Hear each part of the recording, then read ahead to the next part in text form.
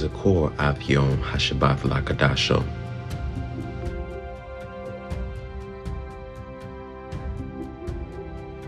Sheshat Yameim Thaibat Wachashetha Chal Mal Achavcha Wayom HaShabei Shabath La Yao Ala Echa La Thaisha Chal Mal Acha Afa Wabancha Wabavcha Chabarcha Waamavcha Wabamthacha Wagarcha Ashar Ba Shairecha.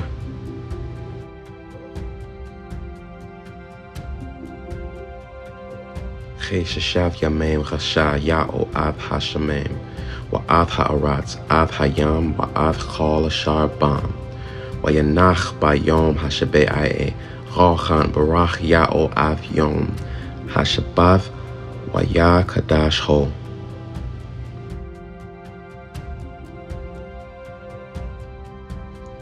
Shalom and welcome back. This is the fourth word, Torah 2, portion 20, lines 8 through 11, aka Exodus chapter 20, verses 8 through 11. This one seems to be self-explanatory. Yahweh is telling us to remember his Shabath day, aka the Sabbath, and how to conduct ourselves on the Shabbat. There's a 6-day work week from Yom Echad to Yom HaShashay, aka Sunday through Friday. And on Yom Shabbai, or day 7, aka Saturday, is a Shabath to Yahweh. Seems fairly simple to understand, and I'm sure for our ancestors it was. However, things have gotten a little misconstrued over time, so let's get into it and get the understanding.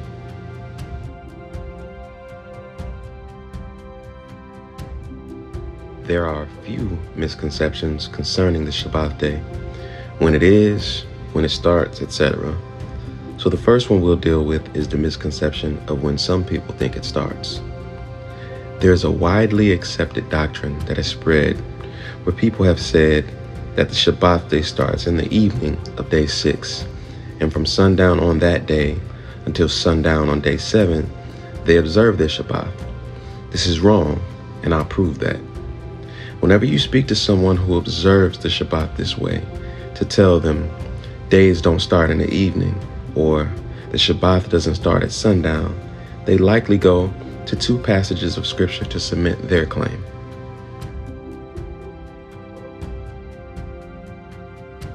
The first passage is in Torah 1, aka Genesis, and the passage that details the creation of day 1. And the second is in Torah 3, aka Leviticus, chapter 23, verse 32. Let's start in Torah 1. We'll read the English translation that many get their understanding from first, then we'll get into the original language to get the understanding.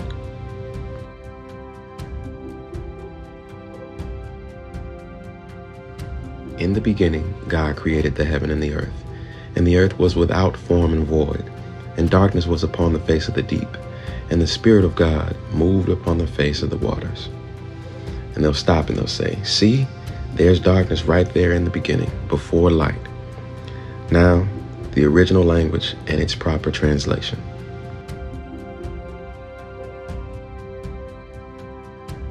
Barasheth bar alaim, av hashamim, wa av ha'aratz, wa ha'aratz heifa, va'o wa ba'o, wa chashach ra'panei va'om, wa roch alaim, marchapath ra'panei hamim.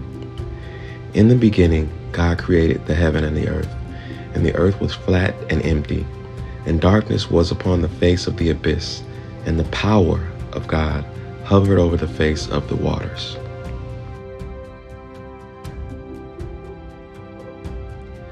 Not very many differences between the English Bible translation and the original language. So essentially they're correct. Darkness is mentioned before light. Problem with this assertion is that darkness is not a thing to itself. It is just the absence of light.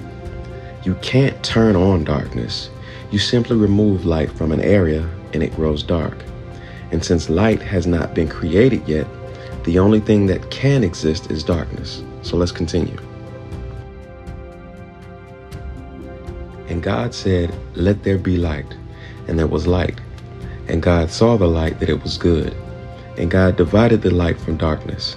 And God called the light day, and the darkness he called night. and the evening and the morning were the first day.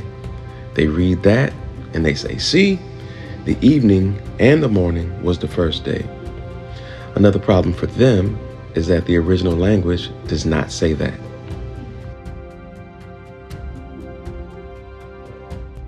Waya'amar ala'am ya'e-or, waya'e-or, wayar ala'am av ha'or che-tob, wayabadar ala'am bain ha'or wa bain ha'chashach, wakar ala'am la'or yom, walachashach kar lela, waya'e gharab, waya'e bakar yom achad.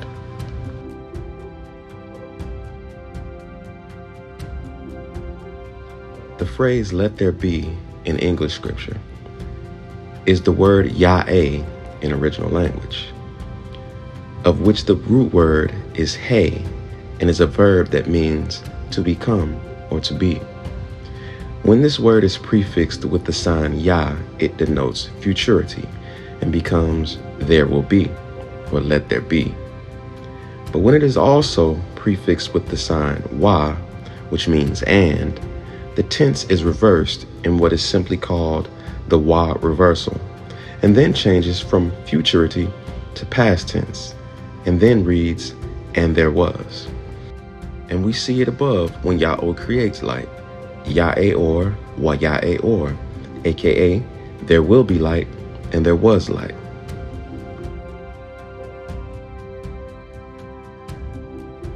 The words in the original language for evening and morning are gharab and bakar, but they also literally mean sunset and sunrise, as do their English counterparts. So the end of this passage of scripture says, Waya'e gharab, and there was evening or sunset, Waya'e bakar, and there was morning or sunrise, Yom Achad, day one. In short, Ya'o created heaven and earth. Earth was flat and empty. The abyss was dark, and the power of Ya'o hovered over the waters. Ya'o spoke light into creation. He saw the light that he created and that it was good. Then he divided it from darkness and named it first. And then the darkness he named. And after all this, then the evening came, and at the turn of the next morning, day one was finished and day two began. It's also important to note in the creation of day 4 is when the rest of the skylights were created and the sun got company in the form of the moon and stars, and they were meant to be for signs and to mark the Moedim, aka the appointed times or seasons, days and years, aka time. So the true calendar is schematic. The first day of the year always begins on the 4th day of the week, because that's technically when time began, when the lights were finished. And all feasts and important days fall on the same day every single year. Otherwise, they would move around the calendar and likely be out of their Moedim, their seasons. Now, on to Torah 3:23-32, aka Leviticus chapter 23, verse 32, which is dealing with the holy day of atonements, which is known as Yom Kippur, but we render as Yom HaChaparim. The English says, "It shall be unto you a Sabbath of rest, and you shall afflict your souls in the 9th day of the month at even. From even unto even shall you celebrate your Sabbath." And they say, see, it says it right there.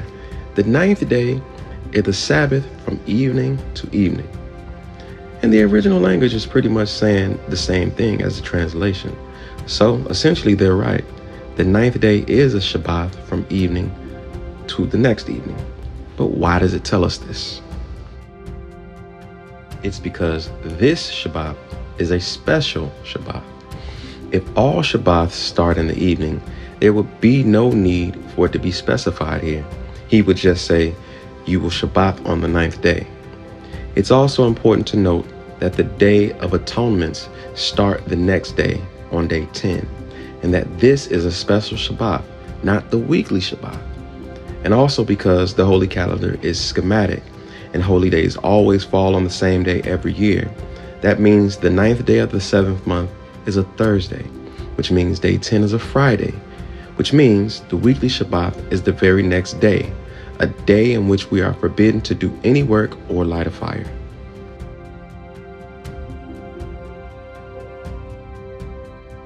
Why is this important? Because for many, the Day of Atonement is a day that people will fast for 24 hours during the special Shabbat to afflict their souls.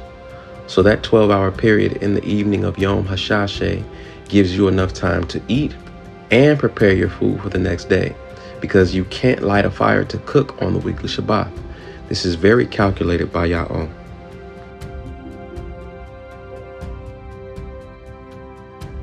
Okay, that's one Shabbat doctrine. The other is so simple and similar that it won't require a huge breakdown, as I've already given much of what will be the same information in the first breakdown. There are some who believe that the Shabath is regarded by the full moon, and their belief is because the moon was created on day 4, that by the time it reached the first Shabbath when God had ended his work, the moon had to have been full. And so they say the Shabath can only be on a day when the moon is full, and then each following Shabath repeats on that same day throughout the month. So if a full moon lands on the first Wednesday of a month, then every Shabath of that month is on a Wednesday. That is not only foolish, but wrong. No one in Scripture ever regarded the moon for Shabbat. The moon's importance for this doctrine and the one before it is an ancient Babylonian custom in which they regarded the moon because they worshiped the moon as a god. So their days started in the evening. The Jewish converts adopted this custom, and the scribes for the English translations regarded the converts' customs as opposed to accurately translating what the original text says. But some of the lexicons are honest enough to tell you the truth when you look at them. Also worth noting is the misunderstanding of Mazmur, aka Psalms, chapter 90, verse 4, that says, "For 1,000 years in your sight are like a day when it's past, and like a watch or an hour in the night." And some attribute this to say, there were no Shabbats in the beginning until after 7,000 years later. This is utterly ridiculous and false. This scripture is simply a poetic way of saying Yahweh is not affected by time. He is outside of the realm of time.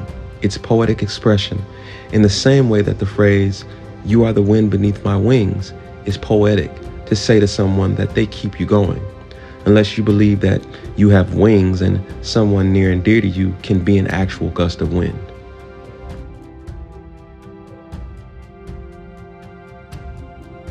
So this is why Yahweh tells us to remember the Shabbat day to keep it set apart. Not only to make sure you don't do what he said not to do, but to literally seek to remember when it needs to be observed and how to observe it. And knowing the language of your ancestors is the best way to know exactly what they were saying to you, because the language itself, the language he speaks, is set apart. Shalom.